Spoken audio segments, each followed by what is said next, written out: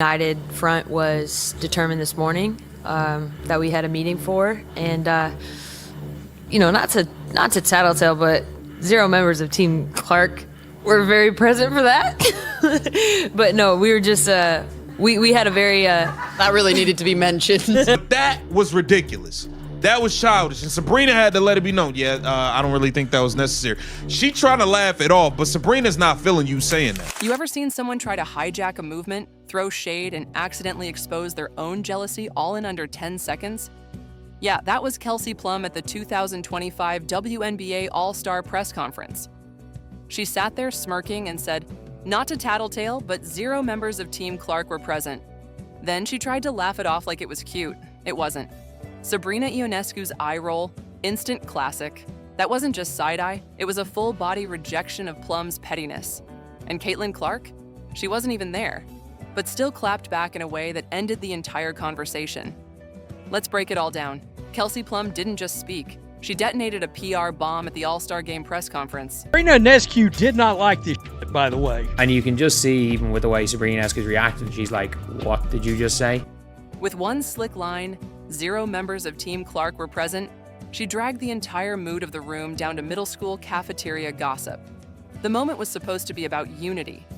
Players had just worn "Pay us what you owe us" shirts, trying to show a collective front in their fight for better wages. Instead, Plum flipped the energy and exposed the very fracture they claimed didn't exist. And here's the kicker, Clark wasn't even there.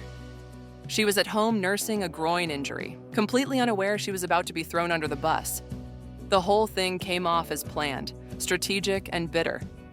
But Sabrina Ionescu, she wasn't having it. Sitting right next to Plum, she tilted her head, rolled her eyes, and delivered a sarcastic, that really needed to be mentioned.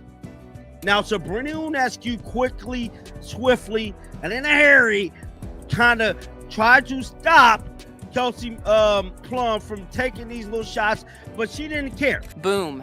The room silenced. Everyone watching felt that shift. This was no longer about shirts or money. It became about one player's obsession with outshining Caitlin Clark and failing miserably. Sabrina Ionescu didn't need to raise her voice. She didn't need to rant or point fingers.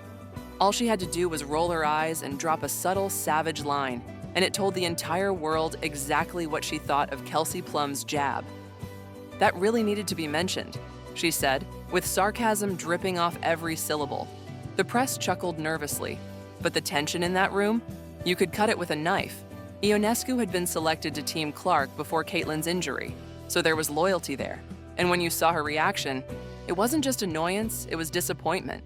Disappointment that someone she shared a podium with would take such a petty, unprovoked shot during what was supposed to be a moment of solidarity. She didn't defend Clark out of obligation. She did it because she knew Plum's comment didn't just reflect poorly on her.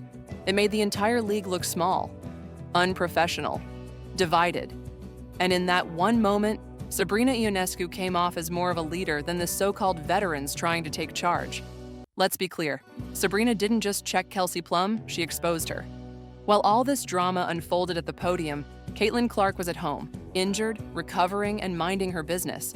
But when she saw Kelsey Plum's Under Armour promo post, she dropped a bomb that ended the conversation instantly. Her reply? Thank you for the Nike ad.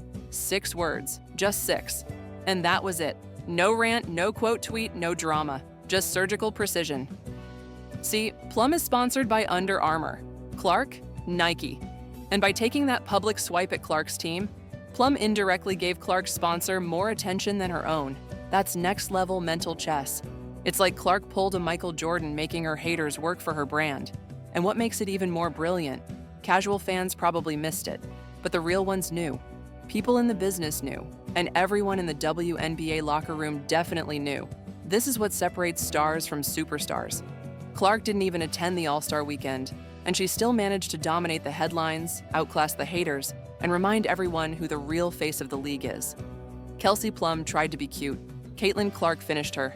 Enter Colin Cowherd, the biggest sports radio voice in America, a guy who never talks WNBA, until now. So this week they wore T-shirts saying, making a statement, you better pay us. But instead of just leaving it at that, Kelsey Plum for LA had to take a dig at Caitlin he went scorched Clark. earth on Kelsey Plum. He mocked the whole situation with one analogy. You were flying Spirit Airlines before Clark showed up. Now you're flying private. Sit down. Cowherd said what fans were already thinking. Why take shots at the very person who got you upgraded from Motel 6 to the Four Seasons? Clark didn't just bring attention to the WNBA. She brought money, fans, corporate deals, and media spotlight. And how did players repay her? With a petty jab in front of the national press. Colin didn't hold back. He told Plum and her fellow players, time to grow up fast.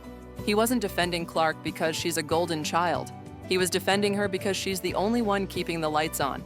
You don't attack the golden goose, you thank it. And when NBA legends, top journalists, and the biggest voices in sports all call out your behavior, you messed up. Kelsey Plum, congratulations. You made headlines for all the wrong reasons.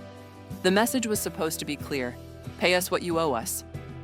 But instead of unity, we got chaos. Why? Because Kelsey Plum made sure to let the world know that Team Clark wasn't in the meeting. You're telling the public you're unified, and then immediately call out the most influential players' squad for being MIA? That's not unity. That's sabotage.